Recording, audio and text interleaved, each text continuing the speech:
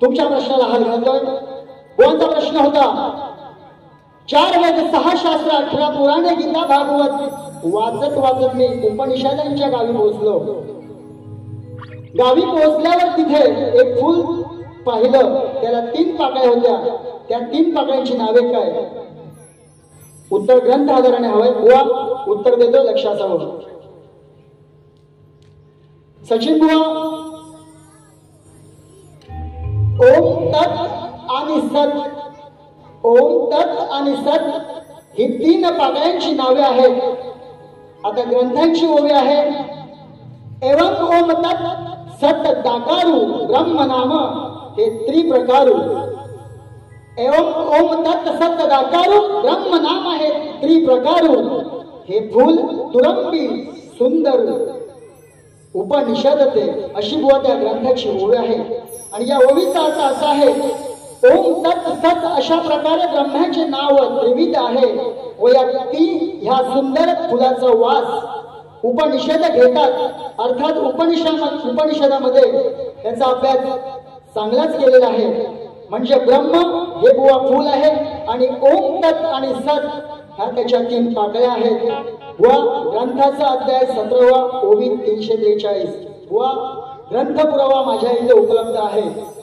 आता पटलं नसेल तर म्हणाले पटलं नाही, कारण हे खोटं बोलणारे भरपूर आहेत. ह्यानी कधी कुठल्याही तुरेवाड्यात आजपर्यंत उत्तर दिलं नाही.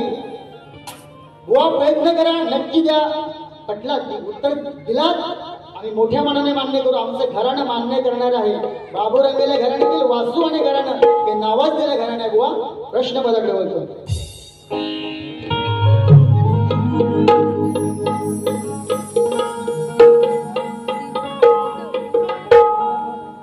टायमरचं बंधन असल्यामुळे शॉर्टकट मध्ये पद घेतोय. बघा, महाभारतामध्ये एक कथा होती. एक बकासूर नावाचा राक्षस होता. बकासूर तो एका चक्र नावाच्या नगरीमध्ये राहत होता. तेथील गरीब जनता ही भीक मागून पोट भरायची. पण हा बकासूर त्यांच्याकडून फुकट चालणं खात असतो. ही कथा सर्वांना परिचयाची आहे. तेव्हा त्या गावातील लोक काय म्हणतात, अरे बाबा तू आम्हाला कशाला त्रास देतो? त्या दुसऱ्या गावात जा, तो गाव बघ तुझ्या तोंडावर आहे. आपण एखाद्याला म्हणतो की नाही, अहो पाहुणा हा गाव की तुमच्या तोंडावर, म्हणजे तो गाव तुमच्या तोंडावर आहे, म्हणजे तिकडे आहे, तिकडे जा. असा माझा गाण्याचा विषय आहे. लक्षात ठेवा.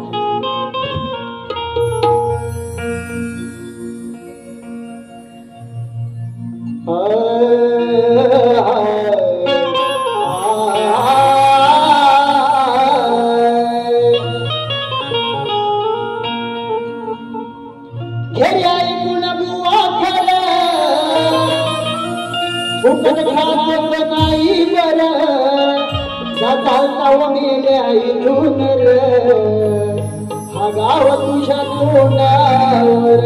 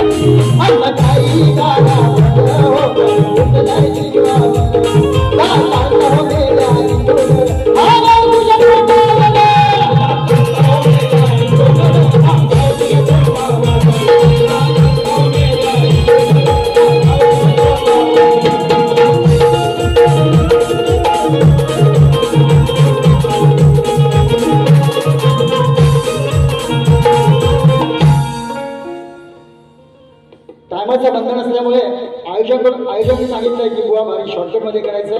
माझी पहिली बारी मी ते समाप्त करतो. धन्यवाद. जय हिंद, जय महाराष्ट्र.